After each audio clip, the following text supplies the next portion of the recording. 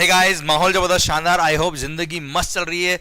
पढ़ाई में sir indirect tax की बात करते तो धनाधन चैप्टर्स के रिवीजन हो रहे हैं एंड सर आपका कॉन्फिडेंस बढ़ रहा है और सर पूरा कंसंट्रेशन अगर आपका यहाँ पे है तो सर माहौल के साथ आपका रिवीजन होगा। और हाँ सर, कमेंट में जो आप लिखते हो ना सर, इस वीडियो के कमेंट में माहौल जबरदस्त शानदार, सर एनर्जी डबल हो जाती है और सर दुगनी एनर्जी से मैं पढ़ा लेता हूँ। आइए chapter number 13 returns under GST तरफ बात करते हैं हम। सर देखिए ध्यान से, ये टेबल जो दे रखा है जिसके अंदर बता रखा है कौन कौन से रिटर्न्स कब कब फाइल करने हैं, बहुत ही शानदार दे रखा है। सर एवरी रजिस्टर्ड पर्सन जिसका aggregate turnover presiding financial year में अप टू ₹5 करोड़ था और उसने अगर क्यूआरएमपी स्कीम ले रखी है, sir quarterly return monthly payment scheme अगर ले रखी है तो सर उनको जीएसटीआर 1 सबमिट करना होगा क्वार्टरली। और sir 13th of the next month is the due date for filing GSTR 1। पर sir first 2 month of the quarter के लिए वो इनवॉइस फर्निशिंग फैसिलिटी यूज करके सर इनवॉइसेस फर्निश कर सकते हैं जो B2B वाले ट्रांजेक्शन होते हैं, सो दैट रेसिपिएंट को क्रेडिट मिल पाए। सर अदर रजिस्टर्ड पर्सन जिन्होंने क्यूआरएमपी स्कीम नहीं लिया या जिनका टर्नओवर 5 करोड़ से अबव था, उनको मंथली जीएसटीआर 1 सबमिट करना है। मंथली जीएसटीआर 1 सबमिट करना है। Statement of outward supply 11th of the next month, ये है स्टेटमेंट ऑफ आउटवर्ड सप्लाई पर ध्यान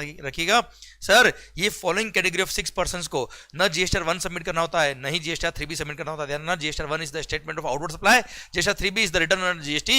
ये 6 लोगों के लिए स्पेशल रिटर्न्स दे रखे, ये स्पेशल लोग है, न जीएसटीआर 1 सबमिट करना, न जीएसटीआर 1 सबमिट करना, नहीं जीएसटीआर 3 भी सबमिट करना है। 6 लोग कौन कौन है? सर ओआईडीआर सर्विस सप्लायर जो आउट ऑफ इंडिया लोकेटेड है, sir composition taxable person, NRTP input service distributor, TDS वाले और टीसीएस वाले, इन लोगों को सेपरेट रिटर्न्स दे रखे, ना जीएसटीआर 1 सबमिट करना, नहीं जीएसटीआर 3 भी साइन करना है, सर फाइल करना है। Sorry sir, same way sir जिन्होंने क्यूआरएमपी स्कीम ले रखी उनको जीएसटीआर 3 भी फाइल करना होता है। सर क्वार्टरली बेस पे फाइल करना होगा। ड्यू डेट होता है क्या?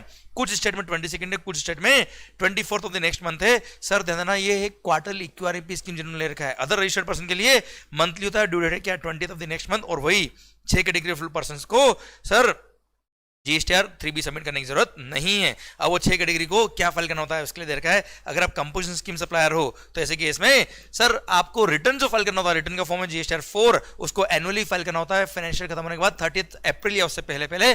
पर सर एवरी क्वार्टर आपको जीएसटी पे करना होगा through form number GST CMP 08। आपको क्वार्टरली टैक्स पे करना होगा 18th of the next month तक। सर देन अगर आप एनआरटीपी हो, रजिस्टर्ड एनआरटीपी हो, तो ऐसे केस में जीएसटीआर 5 आपके लिए रिटर्न है, मंथली बेस फाइल करना होगा 20th of the next month या 7 days after the last day of the validity of the registration which ever is earlier. आपको ये मंथली रिटर्न फाइल करना पड़ेगा इन फॉर्म नंबर जीएसटीआर 5। अगर आप ओआईडीआर सर्विस सप्लायर हो तो OIDR service supplier located in non taxable territory अगर हो तो जीएसटीआर 5A सबमिट करना होगा। Monthly statement 20th of the next month तक। अगर सर आप आईएसडी हो तो 13th of the next month तक आपको मंथली सर रिटर्न फाइल करना पड़ेगा, सो दैट आप इनपुट सर्विसेज का क्रेडिट डिस्ट्रीब्यूट कर पाओ। देन सर टीडीएस वालों को GSTR 7 10th of the next month monthly base पे, टीसीएस वालों को sir GSTR 8 monthly 10th of the next month तक। Sir annual return every registered person except कुछ एक्सेप्शन, इसके बारे में हम बात आगे और करने वाले हैं। सर एनुअल रिटर्न सबमिट करना पड़ेगा जीएसटीआर 9 ऑन और before 31st December after the end of the relevant financial year. Sir अगर आप कंपोजिशन स्कीम सप्लायर हो तो ऐसे केस में GSTR 9A is the annual return का फॉर्म। एंड अगर आप इलेक्ट्रॉनिक कॉमर्स ऑपरेटर हो जो लायबल फॉर टीसीएस है, उसको annual statement in form number GSTR 9B भी सबमिट करना पड़ता है बाय ऑन और before 31st December after the end of the relevant financial year. Okay sir, अगर आपका aggregate turnover more than ₹2 crore है, हम आगे बात करने वाले हैं। सर अभी आप बात मोर देन ₹5 करोड़ है तो ऐसे केस में अगर आपका aggregate turnover more than ₹5 crore है तो ऐसे केस में सर आपको एक self certified reconciliation statement in form number 9C भी सबमिट करना पड़ता है। यह self certified reconciliation statement sir पहले कॉस्ट अकाउंटेंट या प्रैक्टिसिंग सीए सर क्या करते थे सर, इसको और जीएसटी ऑडिट करके वो सबमिट करते थे, पर अभी सेल्फ सर्टिफाइड रिकंसिलिएशन स्टेटमेंट आ गया है। सर फाइनल रिटर्न जीएसटीआर 10 अगर आप रजिस्ट्रेशन कैंसिल करा रहे हो तो date of order of cancellation या date of effective date of cancellation whichever is later, वहां से 3 महीने के अंदर आपको फाइनल रिटर्न सबमिट करना पड़ेगा। एंड सर अगर आप यूएन होल्डर हो तो ऐसे केस में आपको सर इनवर्ड सप्लाईज पे जो टैक्स पे किया उसका रिफंड मिलता है, उसके लिए आपको फॉर्म नंबर जीएसटीआर 11 सबमिट करना होता है। आइए सर, अगर आपने जीएसटीआर 1 सबमिट किया और जीएसटीआर 1 सबमिट करने में कोई गलती होगी तो रेक्टिफिकेशन कर सकते हो क्या सर? पहली बात तो रिटर्न जीएसटी के अंदर कभी अमेंड नहीं होते, रिवाइज नहीं होते, सब्सिक्वेंट पीरियड में आप रेक्टिफिकेशन कर सकते हो। अगर प्रायर पीरियड में कोई गलती होगी तो ऐसे केस में सर कब तक रेक्टिफिकेशन कर सकते हो? सर जिस रिलेवेंट फाइनेंशियल ईयर में जीएसटीआर 1 आपने सबमिट किया है उसमें जो गलती हुई है आपकी, वो रिलेवेंट फाइनेंशियल में कभी भी या उसके बाद सर सितंबर मंथ का जो आप रिटर्न सबमिट करेंगे वो दिन या उससे पहले सर अगर आपने एनुअल रिटर्न फाइल कर दिया तो विच एवर इज अर्लियर, उससे पहले पहले आपको मिस्टेक को रेक्टिफाई करना होगा, उसके बाद रेक्टिफाई नहीं कर पाएंगे मिस्टेक। सर अगर आपका कोई ट्रांजेक्शन नहीं है तो भी आपको नील रिटर्न तो फाइल करना ही पड़ते हैं। सर सरकार को पता कैसे पड़ेगा कोई ट्रांजेक्शन है, नील रिटर्न के थ्रू सबमिट पता पड़ता है। सर प्रीवियस मंथ का अगर आपने जीएसटी 1 सबमिट किया होगा तो ही करंट पीरियड का जीएसटी 1 सबमिट कर पाएंगे। देन ना सर ये दो कैटेगरी ऑफ पर्संस के लिए बोल दिया क्या भाई साहब, आप जीएसटी 1 सबमिट ही नहीं कर पाएंगे अगर आपने प्रीवियस टैक्स पीरियड का, आई रिपीट, अगर आपने क्यूआरएमपी स्कीम ले रखी तो प्रीवियस क्वार्टर का, और अगर नॉर्मल स्कीम है तो सर प्रीवियस मंथ का अगर आपने जीएसटी 3 भी सबमिट नहीं किया तो करंट मंथ में ना आप जीएसटी 1 सबमिट कर पाएंगे, और अगर आपने क्यूआरएमपी स्कीम ले रखी तो आप कोई ना तो जीएसटी 1 सबमिट कर पाएंगे और नहीं आप sir invoice furnishing facility use करके इनवॉइसेस फर्निश कर पाएंगे। मतलब प्रीवियस मंथ का टैक्स पे नहीं किया तो करंट मंथ में साहब जीएसटी 1 सबमिट करने का ऑप्शन नहीं देंगे, हम आपको क्रेडिट पास ऑन करने का राइट नहीं देंगे। दोनों पॉइंट में लिखा भाई साहब। Then sir due date of payment of tax, sir जो due date of filing of return होता है वही due date of making payment of tax होता है सर। पर अगर आप कैजुअल टैक्सेबल पर्सन हो या एनआरटीपी तो आपको एडवांस में एस्टिमेटेड टैक्स लायबिलिटी पे करनी होती है। सर अगर आप ध्यान दीजिए सर जो भी पेमेंट कर रहे हो वो due date of sir electronic cash ledger में आप क्रेडिट कर रहे हो, पर हाँ सर आपका जो पेमेंट का ड्यू डेट होता है आप कैश लेजर में भले ही पहले से जमा कर रखो सर, उससे कोई फर्क नहीं पड़ता। पेमेंट का ड्यू डेट क्या होता है, जो रिटर्न फाइल करने का ड्यू डेट है वही सर पेमेंट करने का ड्यू डेट होता है। पर अगर आपने क्यूआरएमपी स्कीम ले रखी है तो ऐसे केस में सर आप रिटर्न क्वार्टरली फाइल करेंगे, पर पेमेंट तो आपको मंथली बेस पे करना पड़ेगा। हम आगे बात करेंगे क्यूआरएमपी स्कीम के अंदर क्या होता है साहब। देन सर एक और बात, कंपोजिशन स्कीम वालों को भले एनुअल रिटर्न सबमिट करना पर इनके लिए क्वार्टरली पेमेंट का सिस्टम डाल रखा है सर इनके लिए। Sir 18th of the next month तक जीएसटी सीएमपी 08 फाइल करके इनको पेमेंट ऑफ टैक्स करना पड़ेगा। देन आ गया है क्या क्यूआरएमपी स्कीम, सर बोल दिया क्या जिनका भी aggregate turnover during the preceding financial year was up to ₹5 crore, उन लोगों के पास ऑप्शन है, this is the optional scheme, वो चाहे तो करंट फाइनेंशियल ईयर के लिए क्यूआरएमपी स्कीम ले सकते हैं। क्यूआरएमपी स्कीम बोलता है क्या, quarterly return monthly payment scheme. Sir quarterly return उनको GSTR 3B as well as GSTR 1 quarterly submit करना रहेगा, पर पेमेंट गवर्नमेंट का लेट नहीं हो जाए, क्योंकि आपको पता है रिटर्न फाइल करने का ड्यू डेट जो होता है वही पेमेंट करने का ड्यू डेट होता है। इसलिए रिटर्न अगर इनका क्वार्टरली कर दिया तो सरकार की रेवेन्यू भी शिफ्ट हो जाएगी, इसलिए गवर्नमेंट बोला कोई बात नहीं सर, अगर आप क्यूआरएमपी स्कीम लेते हो तो मंथली पेमेंट कर देना साहब। मंथली कितना पे करना होता है बात करेंगे हम। सर अब बात आती है क्या करंट ईयर में, जब अगर आपने ये स्कीम ले रखी है तो ऐसे केस में सर जिस मंथ में जिस क्वार्टर में आपका टर्नओवर 5 करोड़ क्रॉस हो जाएगा वो क्वार्टर से सर वो क्वार्टर में तो आप एलिजिबल रहेंगे स्कीम के लिए, पर अगले क्वार्टर से आप क्यूआरएमपी स्कीम से बाहर हो जाएंगे, पर तब तक आप क्यूआरएमपी स्कीम में रह सकते हो। पर हाँ मिड ऑफ द फाइनेंशियल में अगर आपको इस क्यूआरएमपी स्कीम से बाहर निकलना है, भले 5 करोड़ क्रॉस नहीं हुआ फिर भी आप निकल सकते हो, कोई दिक्कत नहीं सर।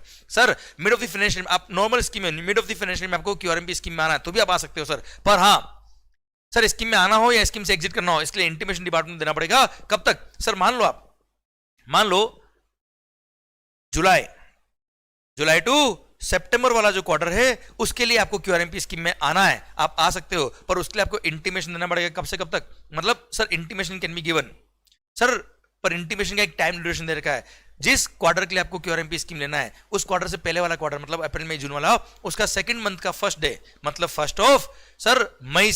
1 मई से लेकर सर 31 जुलाई के बीच में कभी भी आप अप्लाई कर सकते हो क्यूआरएमपी स्कीम के लिए। सेम वे अगर आपको स्कीम से एग्जिट करना है तो भी सर जिस क्वार्टर से आपको क्यूआरएमपी से बाहर होना है, जैसे मान लो आपको सर जनवरी फरवरी मार्च वाले क्वार्टर से आउट होना है इस स्कीम से, तो ऐसे केस में सर प्रीवियस क्वार्टर का सेकंड मंथ का फर्स्ट डे मतलब सर अक्टूबर नवंबर दिसंबर वाला क्वार्टर जो है मतलब 1 अक्टूबर से लेकर 31 जनवरी या उससे पहले पहले आपको क्यूआरएमपी स्कीम से एग्जिट करने के लिए इंटीमेशन देना पड़ेगा डिपार्टमेंट को, और आप आउट हो जाएंगे स्कीम से, कोई दिक्कत नहीं। पर अगर मिड ऑफ द क्वार्टर में आपका टर्नओवर क्रॉस हो गया 5 करोड़ और आप इनएलिजिबल हो गए तो ऐसे केस में अगले क्वार्टर से आप क्यूआरएमपी स्कीम से बाहर होंगे।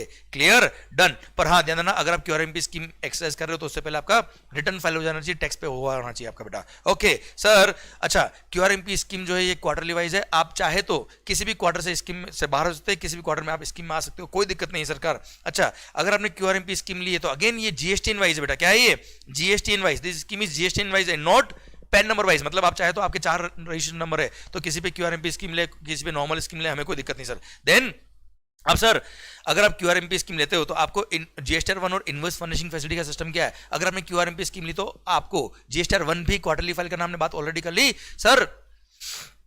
13th of the next month तक आप क्यूआरएमपी स्कीम अगर आपने ली तो 13th of the next month तक आप क्वार्टरली जीएसटीआर 1 सबमिट कर सकते हो, पर first 2 month of the quarter के लिए सर आपके कस्टमर आपके रेसिपिएंट जो होंगे उनको क्रेडिट मिलना चाहिए। उनको क्रेडिट कब मिलेगा सर, जब आपने जीएसटीआर 1 या इनवॉइस फर्निशिंग फैसिलिटी यूज करके इनवॉइसेस फर्निश किए, उनके जीएसटीआर 2B में वो क्रेडिट रिफ्लेक्ट करेगी तो उनको क्रेडिट मिलेगा। इसलिए first 2 month of the quarter के लिए बोल दिया क्या सर, आप चाहे तो जो B2B आपने ट्रांजेक्शन किए अगर value of taxable supply up to ₹50 लेके तो फर्स्ट किसी भी महीने में sir first 2 month of the quarter में आप अप टू 50 लाख तक के इन्वेस्टर्स B2B जो आपने किए हैं वो फर्निश कर सकते हो, आपकी चॉइस है, वो बिल आप फर्निश करें। जो भी आपने इन्वेस्टर्स फर्निश किए वो रेसिपिएंट के जीएसटी 2B में फर्निश हो जाएंगे, 2B में रिफ्लेक्ट कर जाएंगे। 13th of the next month तक आपको इन्वेस्ट फर्निशिंग फैसिलिटी यूज करके इन्वेस्टर्स फर्निश करने पड़ेंगे। जैसे जनवरी फरवरी मार्च मंथ की बात करें तो सर जनवरी महीने का 13 फरवरी और उससे पहले पहले आपको invest furnishing facility furnish use करके इन्वेस्टर्स फर्निश करने पड़ेंगे। आप चाहे तो जरूरी नहीं 13 को ही फर्निश करें, उससे पहले आप पीरियडिकली इन्वेस्टर्स पंच कर सकते हो सो दैट आपको एंड मोमेंट पर रश नहीं रहे। क्लियर? पर सर 13 के बाद आप जनवरी महीने का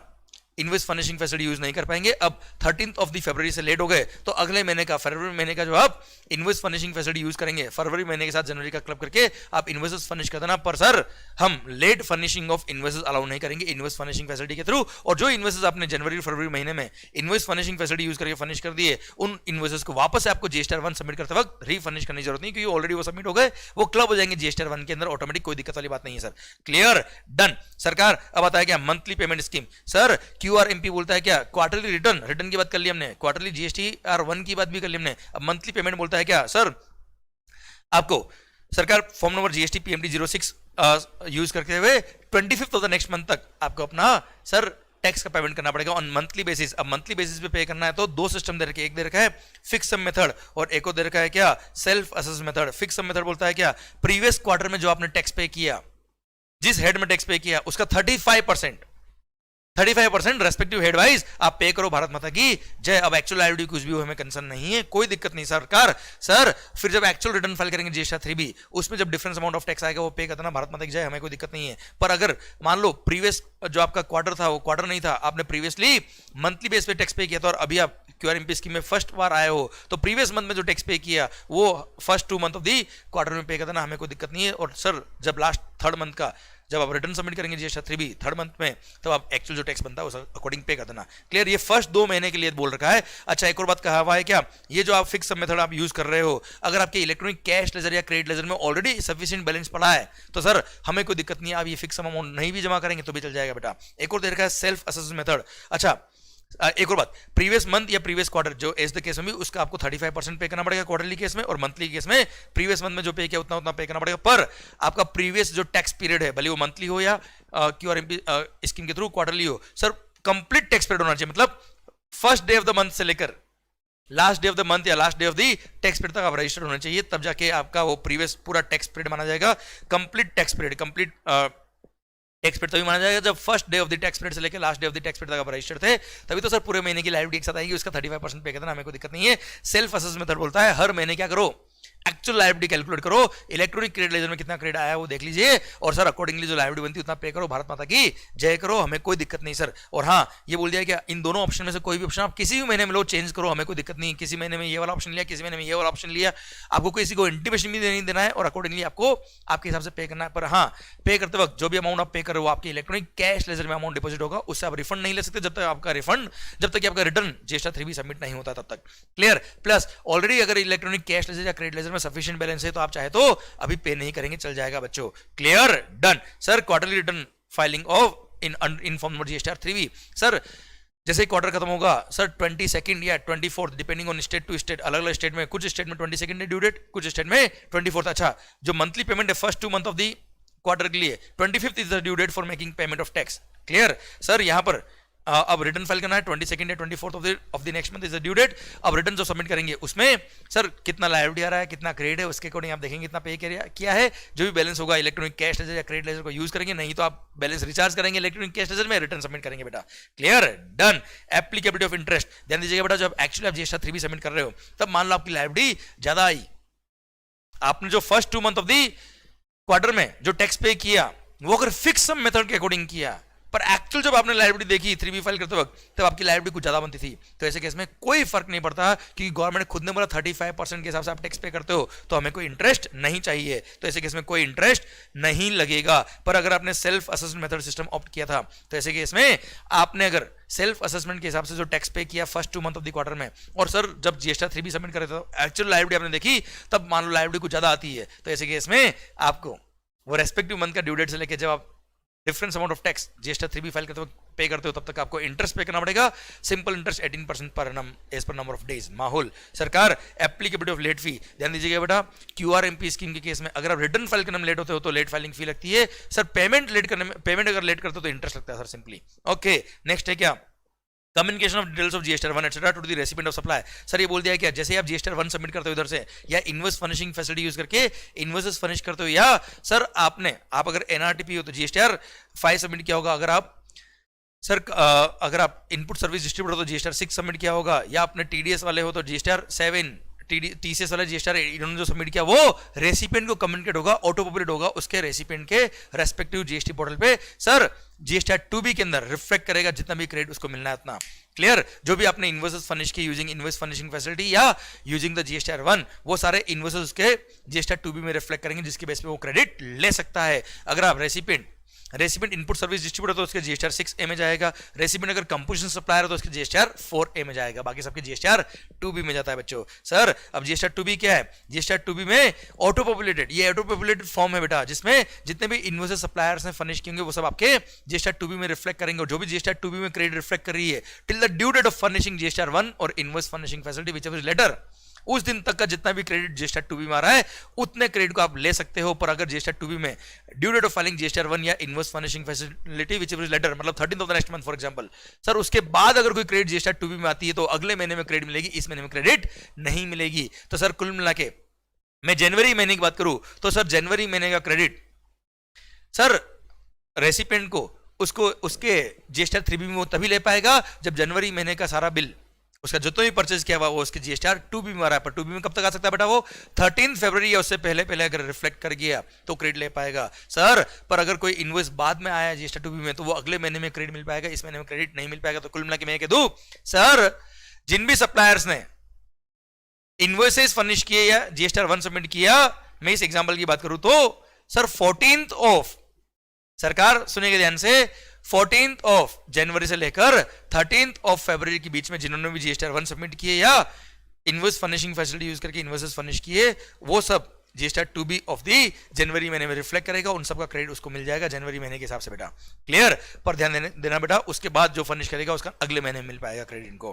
क्लियर, डन। सर नील जीएसटीआर 3B ये बोलता है कि अगर आपके किसी पर्टिकुलर मंथ में कोई ट्रांजेक्शन नहीं है या कोई लायबिलिटी नहीं बनता, फिर भी आपको नील जीएसटीआर 3B तो सबमिट करना ही पड़ेगा। क्लियर, और हाँ, नील जीएसटीआर 1 हो या नील जीएसटीआर 3B हो, सर ये फर्निश करना पड़ता है, कंपलसरी होता है। गवर्नमेंट ने एक फैसिलिटी दी कि नील कब माना जाता है साहब, अगर आपके यहां पे एक्सप्लेनेशन देके बोला क्या, अगर आपके किसी भी कॉलम में कोई एंट्री नहीं है तो उसको बोलते हैं नील रिटर्न या नील स्टेटमेंट। तो सर अगर आप nil statement of outward supply submit कर रहे हो, नील रिटर्न सबमिट कर रहे हो, या जीएसटी CMP 08 नील है, तो वो आप एक शॉर्ट एसएमएस के through from your registered mobile number एक शॉर्ट एसएमएस के थ्रू भी सबमिट कर सकते हो। हम मान लेंगे आपका नील रिटर्न सबमिट हो गया है। Sir signing the return while filing, sir जो भी रिटर्न आप सबमिट करो वो इलेक्ट्रॉनिकली सबमिट करो, इलेक्ट्रॉनिकली साइन होंगे। इलेक्ट्रॉनिकली साइन कैसे होंगे बेटा, या तो डीएससी के थ्रू या ई वेरिफिकेशन मतलब ई साइन के थ्रू, आधार बेस्ड ओटीपी आएगा sir, and EVC electronic verification code send to the registered mobile number and email ID of the authorised signatory, इसके थ्रू आप सिग्नेचर करेंगे इलेक्ट्रॉनिकली। देन आ रहा है क्या, फर्स्ट रिटर्न। सर जीएसटी में अगर आप रजिस्टर्ड नहीं हो, लायबल फॉर रजिस्ट्रेशन हो गए, sir with in 30 days registration के लिए अप्लाई करोगे, जब रजिस्ट्रेशन सर्टिफिकेट मिलेगा उसके बाद जब पहला रिटर्न सबमिट करोगे, उस रिटर्न के अंदर जिस दिन आप लायबल फॉर रजिस्ट्रेशन हुए थे वहां से लेकर जब आप रजिस्टर्ड हुए हो तब तक के सारे ट्रांजेक्शन पे जो लायबिलिटी थी वो भी उस फर्स्ट रिटर्न में आपको डिक्लेयर करनी पड़ेगी और टैक्स पे करना पड़ेगा। आइए annual return, every registered person is required to furnish annual return after the end of the relevant financial year on or before 31st December of the next financial year. Clear? पर sir इन लोगों को annual return submit करने की जरूरत नहीं। किस किस को, casual taxable person, NRTP, input service distributor, TDS TCS वाले, sir central any department of the central government या स्टेट गवर्नमेंट या local authority whose books of accounts are already subject to audit by controller and auditor general of India or an auditor appointed for auditing the accounts of the local authorities under any law for the time being in force, and person supplying online information and database access or retrieval services from a place outside India to the person in India. इन 6 लोगों को annual return submit करने की जरूरत नहीं है। Further commissioner के पास power है कि वो चाहे तो किसी भी पर्सन को एग्जाम कर सकता है। ये पावर यूज करके उन्होंने बोल दिया क्या, फॉर द फाइनेंशियल ईयर 2020-21 जिनका भी aggregate turnover was up to ₹2 crore तो उनको एनुअल रिटर्न सबमिट करने की जरूरत नहीं, पर ये केवल 20-21 के लिए बच्चों। Clear, done. Sir due date of filing return क्या है, 31 दिसंबर है बेटा। पर for the financial year 2020-21 due date shift करके 28 फरवरी करिए बेटा। Okay sir, prescribe form for annual return क्या है? नॉर्मल सप्लायर के लिए जीएसटी 9 है सर, कंपोजिशन सप्लायर के लिए जीएसटी 9A है, एंड इलेक्ट्रॉनिक कॉमर्स ऑपरेटर जो टीसीएस के लिए लाइबिलिटी है उनको एनुअल स्टेटमेंट सबमिट करना पड़ता है in form of GSTR 9B। Sir, who is required to furnish reconciliation statement, जिनका भी aggregate turnover during the financial year cross किया कितना 5 करोड़, उनको self certified reconciliation statement in form of GSTR 9 से submit करना पड़ेगा अलोंग द एनुअल रिटर्न। ये reconciliation statement reconcile करता है क्या? ऑडिटेड फाइनेंशियल स्टेटमेंट में जो टर्नओवर दिख रहा है उसको मैच करता है किससे? सर, जो जीएसटी का एनुअल रिटर्न में आपने टर्नओवर दिखा है उसको। सर, डिफरेंस अगर है तो रिकंसिल करेगा थ्रू रिकंसिलिएशन स्टेटमेंट। पर हाँ, for the financial year 2020-21 due date shift करके 28 फरवरी कर दिया बच्चों। भारत माता की जय। जीएसटी ऑडिट का कॉन्सेप्ट अब हटा दिया है, self certified reconciliation statement submit करना होगा। आइए फाइनल रिटर्न की तरफ बढ़ते हैं। अगर किसी एसएससी का रजिस्ट्रेशन कैंसिल हो गया है, कैंसिल के लिए उसने अप्लाई किया या ऑफिसर ने कैंसिल किया, अल्टीमेट रजिस्ट्रेशन कैंसिल हो गया, तो जिस दिन डेट ऑफ कैंसिलेशन था या date of order of cancellation था, विचएवर लेटर, उसके 3 महीने के अंदर उसको एक फाइनल रिटर्न सबमिट करना पड़ेगा इन फॉर्म ऑफ जीएसटीआर 10।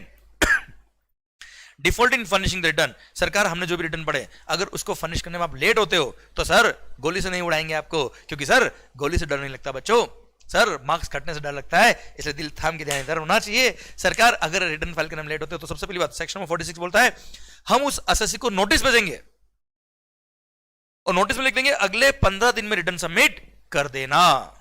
एसएससी बोलता है हाँ, नहीं किया तो क्या कर लेगा? तो सर इसका रिलेवेंस आता है सेक्शन में 62 जो बेस्ट जजमेंट असेसमेंट का सेक्शन दे रखा है। सेक्शन में 62 असेसमेंट चैप्टर में पढ़ेंगे, चैप्टर में 15 में वहां लिखा है क्या, अगर आपने 15 डेज में रिटर्न ये नोटिस को कंप्लाई नहीं किया, मतलब रिटर्न सबमिट नहीं किया, तो ऐसे केस में बेस्ट जजमेंट असेसमेंट करने का पावर आ जाता है प्रॉपर ऑफिसर के पास में। प्लस सर वो तो नोटिस विद इन 15 नोटिस आने के 15 डेज में आप रिटर्न सबमिट करो या ना करो, हमें कोई फर्क नहीं पड़ता।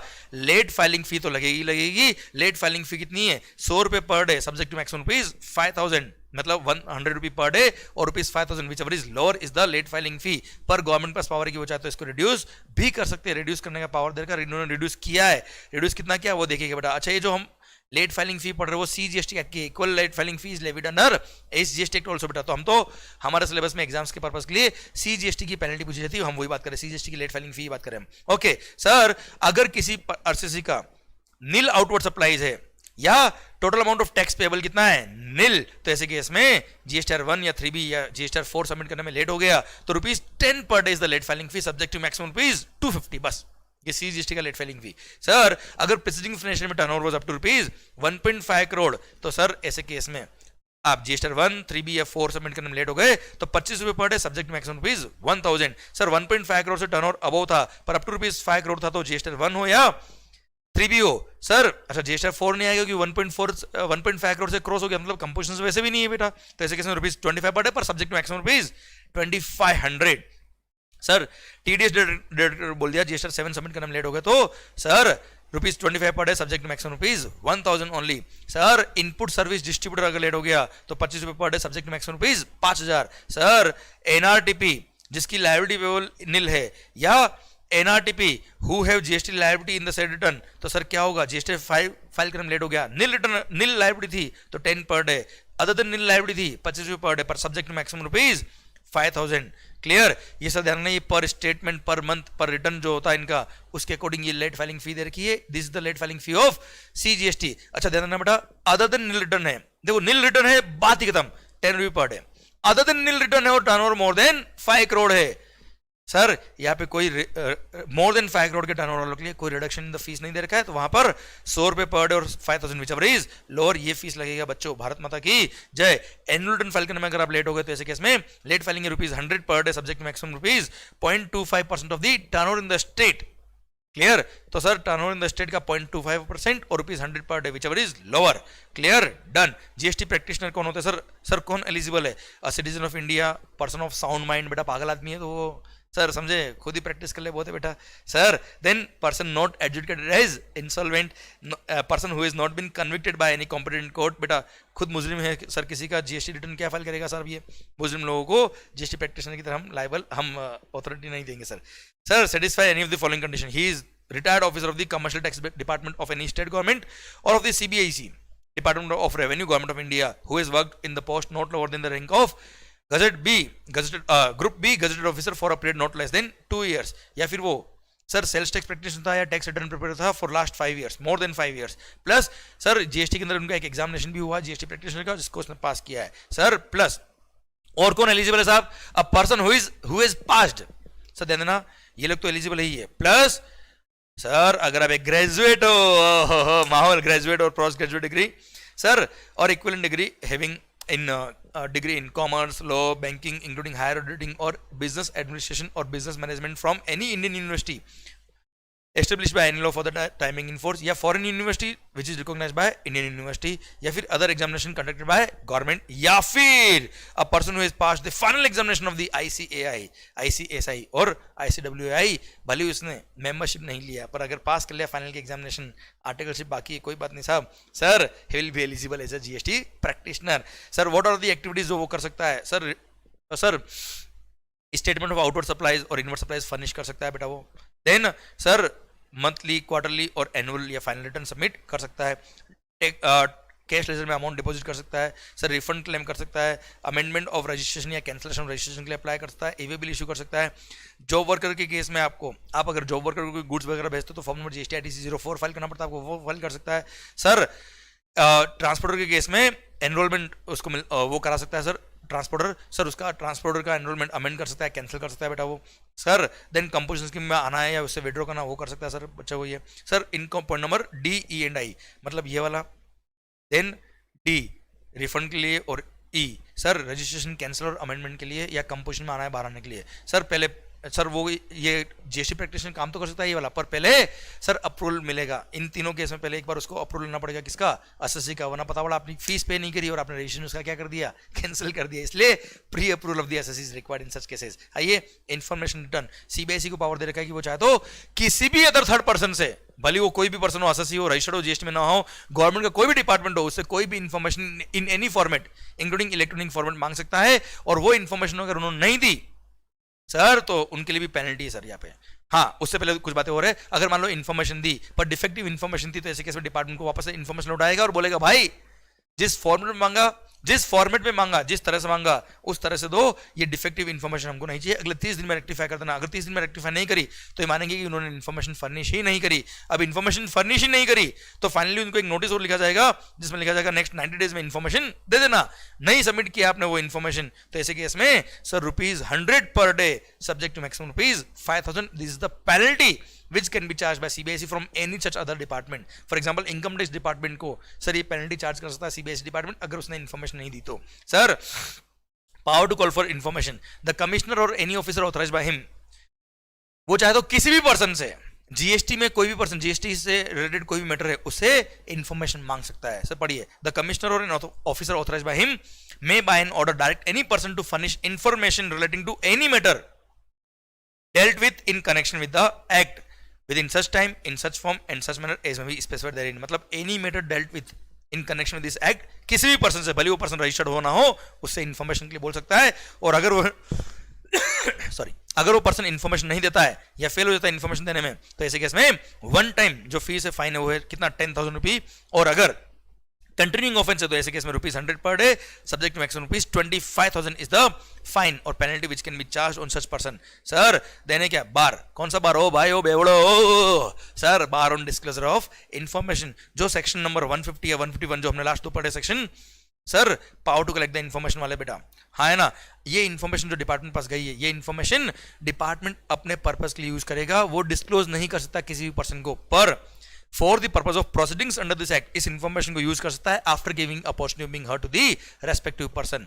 क्लियर. एंड सर ये बोला क्या, सर अगर कमिश्नर लगता है कि कोई इन्फॉर्मेशन उसको पब्लिश करनी है तो सर वो पब्लिश कर सकता है if it is required in the public interest. Clear. And sir ध्यान देना बेटा, अगर जो पर्सन ऑफिसर्स इन्वॉल्व है in the utilisation of those information, उन्होंने अगर अपने पर्सनल बेनिफिट के लिए इस इन्फॉर्मेशन को किसी को डिस्क्लोज कर दिया other than for the purpose of this act, तो ऐसे केस में सर उनको फाइन और इम्प्रिजनमेंट लगेगा एज पर सेक्शन 133 बोलता है क्या, अगर ऑफिसर्स ने जो भी इन्फॉर्मेशन, देखो सिंस ये इन्फॉर्मेशन जो कलेक्ट करी वो बहुत सीक्रेट इन्फॉर्मेशन होती है, उसकी security is very much of utmost importance. Sir अगर इस इन्फॉर्मेशन को डिस्क्लोज कर दिया तो ऐसे केस में such officer is punishable for an imprisonment for a term which may extend to 6 months 6 महीने की जेल सर, और with fine which may extend to ₹25,000 और बोथ. क्लियर. पर हाँ किसी भी गवर्नमेंट सर्वेंट को किसी भी गवर्नमेंट सर्वेंट को इम्प्रिजनमेंट का सर ऑर्डर देने से पहले गवर्नमेंट की प्रायर सैंक्शन चाहिएगी, और एनी अदर ऑफिसर की जेल के ऑर्डर के लिए, प्रोसिक्यूशन के लिए sanction of commissioner is required. Clear, done. इसी के साथ भारत माता की जय। ये रिटर्न्स अंडर जीएसटी का कहानी भी खत्म होता है अब। आई होप ये सुपर फास्ट रिवीजन आपके लिए हेल्पफुल रहेंगे। सरकार पूरा ध्यान आपका इधर होना चाहिए, पूरा कॉन्सेंट्रेशन अगर आपका है तो डेफिनेटली सक्सेस आपकी होगी, और अल्टीमेटली आपकी सक्सेस ही हमारी सक्सेस है, क्योंकि सर जो भी हम कर रहे हैं, जितना भी हम कर रहे हैं, जो भी हम हैं, वो सब आपकी वजह से ही और आपके लिए ही है। All the best. माहौल होना चाहिए पढ़ाई का सर, जब भी टेंशन आए दिल को कहने का क्या, all is well. Thank you so much, bye bye, take care.